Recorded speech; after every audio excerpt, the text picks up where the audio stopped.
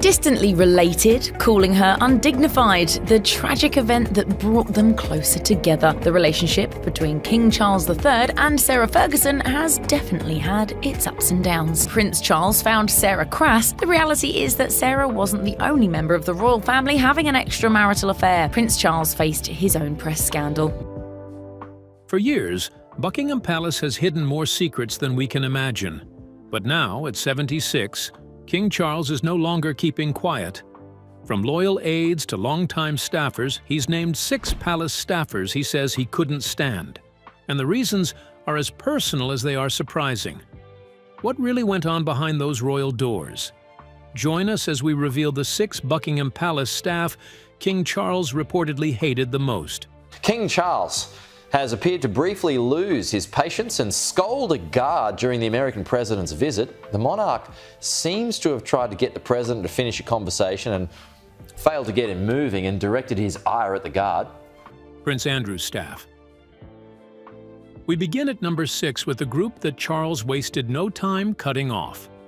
One of King Charles's first private moves as monarch was to remove all traces of Prince Andrew from Buckingham Palace by shutting down his office and dismissing the staff who had remained. Their only job had been to serve a royal who had become, in Charles's view, an unbearable liability. By the time Charles took the throne in September 2022, Andrew had already been disgraced in the public eye. His friendship with convicted offender Jeffrey Epstein had made headlines for years. But it was his 2019 interview with Emily Maitlis on BBC Newsnight that sealed his fate. The interview was meant to be a chance for Andrew to defend himself. Instead, it turned into a catastrophe. He denied ever meeting Virginia Giuffre, claimed he couldn't sweat due to a medical condition, and showed not an ounce of remorse for his association with Epstein. That interview had been arranged in part by Amanda Thirsk, Andrew's private secretary at the time. While she was eventually removed from her role, the broader team that surrounded Andrew, including press officers and scheduling staff, remained in place well into the following year. Charles saw them as more than just employees. To him, they were enablers. They had stood by Andrew even as public trust collapsed, and some of them continued to push for his return to duties long after his exile from frontline royal work. That didn't sit right with Charles, who was already trying to streamline the monarchy and limit future scandals.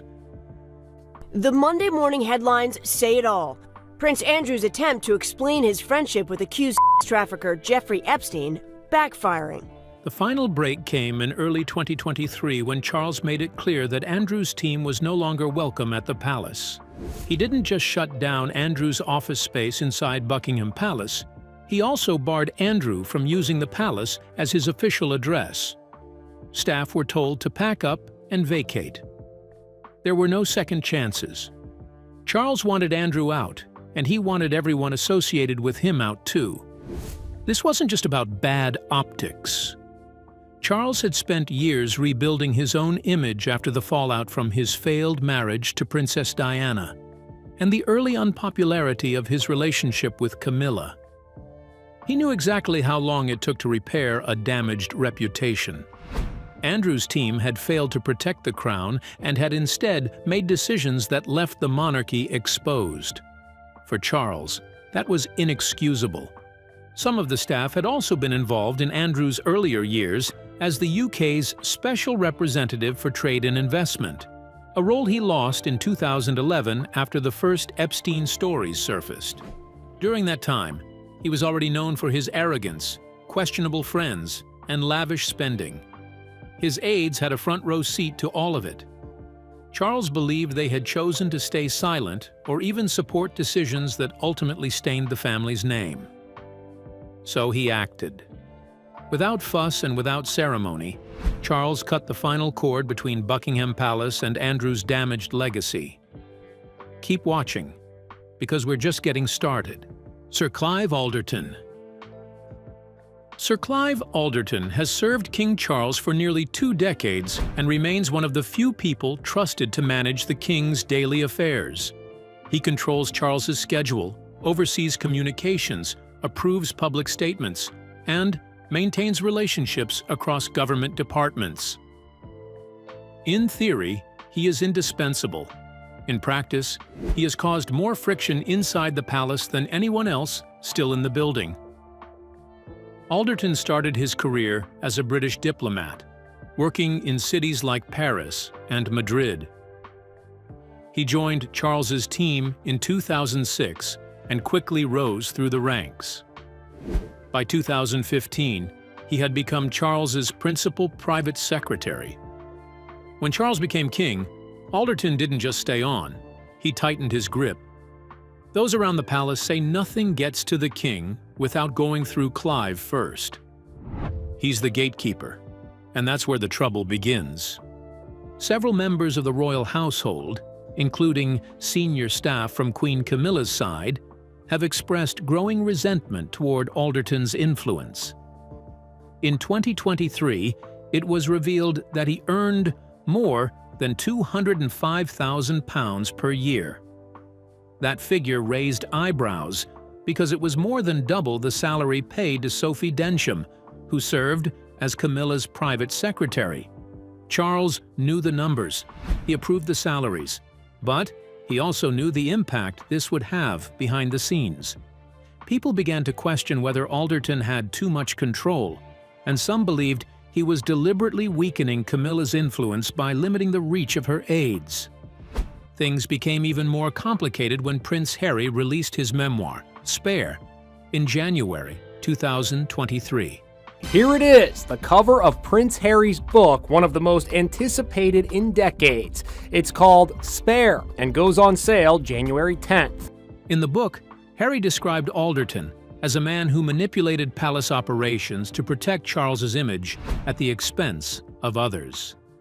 He said Alderton filtered information, spun stories, and pushed family members aside when it suited the king's interests. Harry wasn't alone in that view.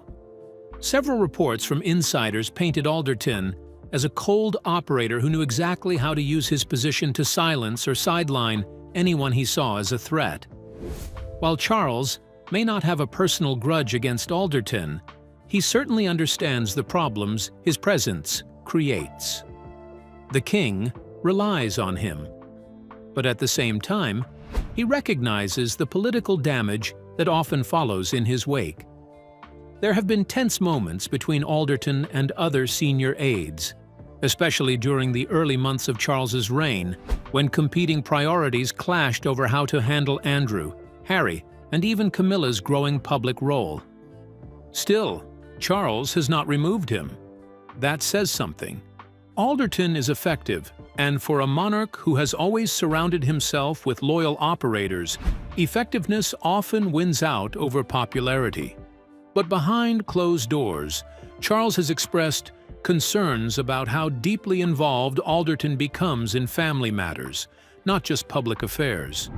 He doesn't like palace drama, and yet he knows Alderton's style attracts it. Whether that discomfort grows into something more remains to be seen.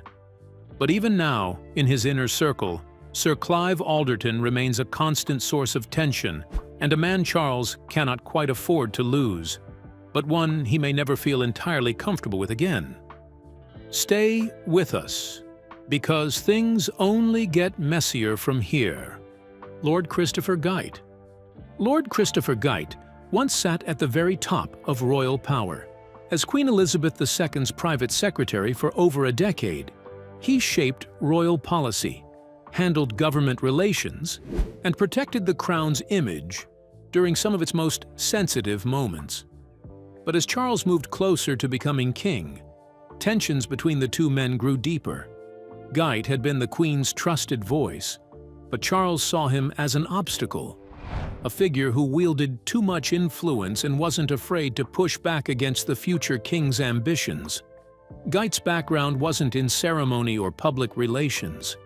He came from the intelligence world, having served in the Scots Guards before joining MI6, and he brought a no-nonsense attitude to the royal household.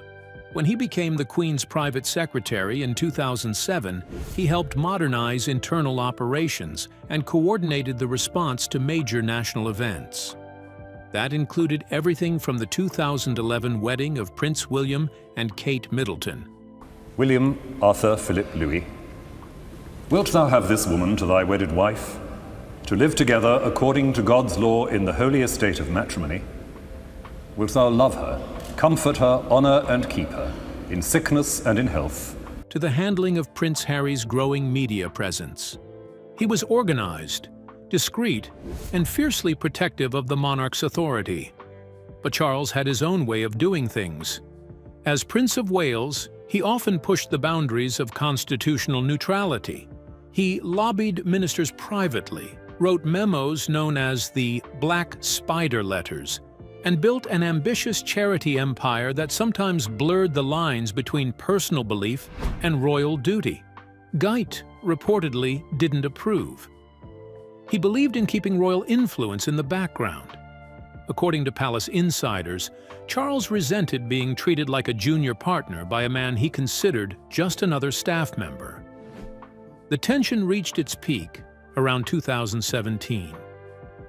Guyt had tried to enforce a coordinated succession plan that would smooth the transition from queen to king. He wanted to keep palace operations unified and consistent, especially as the Queen began delegating more duties to Charles. But Charles resisted. He wanted his own staff, his own office, and full control over his image. He didn't want Guyt managing that shift. Soon after, Guyt was pushed out. Official statements said he had completed his term of service, but multiple reports later revealed that Charles and Prince Andrew had lobbied for his removal. The Queen reluctantly accepted the resignation. It was a quiet exit for a man who had shaped the royal machine for over a decade. Charles had made his move. He didn't want Guyt watching over his shoulder as he prepared to become king. Guyt later reappeared in public life when Boris Johnson appointed him as the government's ethics advisor. Even then, his role ended in controversy. He resigned in 2022, citing conflicts with Downing Street over breaches of ministerial rules. But the royal world had already turned the page on him. For Charles, Guyt represented a style of control that he could never tolerate. While he never attacked him openly, Charles made sure Guyt would never return to court. He replaced him with aides who aligned with his vision, not the Queen's. Keep watching, because the next one on this list caused a scandal that shook the monarchy in the middle of a state event. Lady Susan Hussey. Lady Susan Hussey had been a permanent fixture in royal life for more than 6 decades. She joined the royal household in 1960 as a lady-in-waiting to Queen Elizabeth II and became one of her closest confidants. Over the years, she advised on etiquette, hosted dignitaries, and guided junior royals through protocol. She was also Prince William's godmother. Her presence in the palace was constant, and her loyalty was never in question. But none of that could save her when one conversation at Buckingham Palace sparked an international outrage. In November 2022, just weeks after King Charles ascended the throne, Queen Camilla hosted a reception at the palace for violence against women campaigners. The guest list included Ngozi Fulani, founder of the charity Sista Space. During what should have been a celebratory and respectful event, Hussey approached Fulani and began pressing her with questions about her heritage. According to Fulani, Hussey repeatedly asked, "Where are you really from?" even after being told she was British. The conversation was described as demeaning and racially loaded. News of the exchange exploded across global headlines within hours. The palace issued a rare and immediate statement condemning the comments. Less than 24 hours later, Hussey resigned from her honorary position as Lady of the Household. This was a forced departure during one of the king's most sensitive moments. Charles had just taken the throne and was working hard to present a more modern, inclusive monarchy. This scandal, especially in his own home, undercut all of it. While some insiders claimed Hussey meant no harm, the damage had already been done. The story fed into ongoing criticism of the royal family's treatment of people of color, especially after the fallout from Prince Harry and Meghan Markle's interview with Oprah Winfrey. Meghan Markle and Prince Harry are ready to tell all. The couple sat down with Oprah for their first joint interview since getting engaged in 2017, and apparently nothing was off limits. Charles, who had already faced public pressure to respond to accusations of racism within the family, knew he couldn't protect Hussey without risking his own credibility. What made the situation even more difficult was the fact that Hussey was incredibly close to the late Queen. Her forced resignation marked a symbolic break from the old royal court, and Charles used the moment to reinforce that no one would be protected if they embarrassed the monarchy. He didn't issue any personal defense of Hussey. He didn't appear at her side. He let the resignation stand, and she quietly stepped away from public duties. Weeks later, in what seemed like an attempt to calm public anger, Buckingham Palace arranged a meeting between Fulani and Lady Hussey. A statement said that the two had reconciled and that the meeting had been warm and understanding. But the damage to Hussey's decades-long reputation had already taken root. She was no longer visible at state events, and her once powerful voice within the palace faded into silence. Keep watching, because the next person on this list once had more power than any royal aide and ended up being completely shut out. Mark Bolland. For a time, Mark Bolland had more influence over Charles's public image than anyone else. Hired in 1996 as the Deputy Private Secretary to the Prince of Wales, he wasn't just another advisor. He was a media strategist, a fixer, and, according to some, a political manipulator who reshaped how Charles appeared in the eyes of the British public. At first, Charles liked that. He needed it. After the death of Princess Diana in 1997, the monarchy was at one of its lowest points, and Charles's relationship with Camilla Parker Bowles remained unpopular. Bolland came in with a plan, and for a while, it worked. He quickly rose in power. Just 2 years into the job, Bolland was promoted to Private Secretary for Communications. He helped arrange press-friendly moments that slowly reintroduced Camilla to the public, including the now famous 1999 photograph of Charles and Camilla leaving the Ritz Hotel together for the first time. He also managed media relations around the Queen Mother's funeral and worked behind the scenes during the Golden Jubilee. For most outsiders, Bolland was a miracle worker. But inside the palace, things weren't so simple. Bolland's growing presence unsettled other senior aides. He began forming direct relationships with powerful editors, often bypassing traditional palace channels. Newspapers like the Daily Telegraph and The Sun reportedly had regular contact with him, and some suspected he was leaking stories to protect Charles or to undercut other royals. He allegedly helped shape negative press around Prince Edward's TV production company and was thought to be behind subtle digs at other family members who were seen as obstacles to Charles's narrative. As Bolland's influence increased, his enemies multiplied. Camilla's own staff didn't trust him. William and Harry kept their distance. Even other members of Charles's household began raising concerns about how much power he held. By 2002, the relationship between Charles and Bolland had turned cold. That same year, Bolland abruptly resigned from his position. No official reason was given, but insiders at the time suggested that Charles had grown tired of the power dynamics behind the scenes and wanted to distance himself from a man who had started to wield too much control. The move shocked the media world. Bolland had been credited with helping restore the prince's reputation, yet his exit was almost surgical. Charles didn't offer any public praise. There was no grand farewell, and things only got worse after Bolland left. Instead of fading into the background, he wrote op-eds, gave interviews, and made comments that gave rare insights into royal operations. While he didn't publish a full memoir, his willingness to speak about inner palace workings infuriated Charles. For a man who values loyalty and discretion above all, this felt like a betrayal. It confirmed his worst fears, that Bolland had never fully respected the boundaries between serving the crown and serving himself. Since then, Bolland has worked in PR and consulting, often advising high-profile clients. But he hasn't returned to royal circles. He remains one of the most controversial advisors to ever walk the halls of Clarence House. Charles may never have said it aloud, but his actions made it clear. Mark Bolland had gone from trusted aide to unwanted presence. Keep watching, because the next person on this list became a permanent stain Charles has tried to scrub from royal life for decades.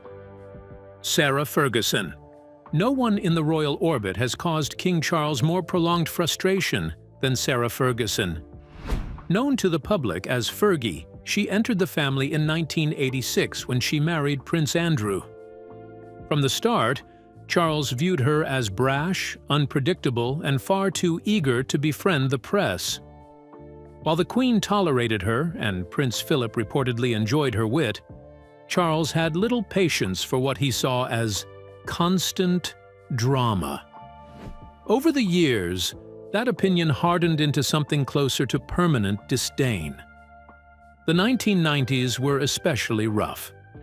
Her marriage to Andrew collapsed just a few years after their wedding, but the real damage came in 1992. That summer, tabloid photographers caught Ferguson sunbathing topless with her financial advisor, John Bryan, who at one point was seen sucking her toes.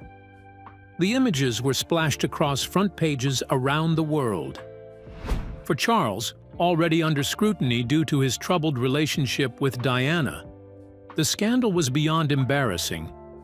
He reportedly saw it as a disgrace to the royal name and a selfish act that forced the rest of the family into a defensive position. Even after her divorce from Andrew was finalized in 1996, Ferguson never fully disappeared from the royal family. She continued to live at Royal Lodge in Windsor with Andrew, relied on him financially, and appeared at public events that blurred the line between insider and outsider. Charles, trying to reshape the monarchy into a tighter and more serious institution, felt her presence undermine that goal. He also saw her as someone who never truly took responsibility for the chaos she left behind. What frustrated Charles even more was how Ferguson kept reinventing herself in the media. She wrote books, gave talk show interviews, starred in American reality shows, and openly discussed royal life. In 2010, she was caught in a sting operation offering access to Prince Andrew for money. That scandal once again dragged the family name into the headlines, and Charles had no interest in offering her protection. He reportedly instructed aides not to involve her in any future royal engagements and made it clear she was not to be invited to official events. When Queen Elizabeth died in 2022, Ferguson's exclusion became even more visible. She was not invited to Charles's coronation in May 2023, despite still living on a royal estate and maintaining ties to the family through her daughters, Princess Beatrice and Princess Eugenie. Even now, as Ferguson battles health challenges and speaks more openly about her life, Charles keeps her at a distance. While others in the family may forgive, Charles remembers every moment that brought shame to the crown. Among all the figures he has removed, replaced, or rejected, Sarah Ferguson remains the one person he never truly let back in. What do you think? Was King Charles right? Or should these grudges stay buried? Share your thoughts in the comments below. We'd love to hear them. Remember to like, share, and subscribe for more. Also, click the following video shown on your screen. You will enjoy it.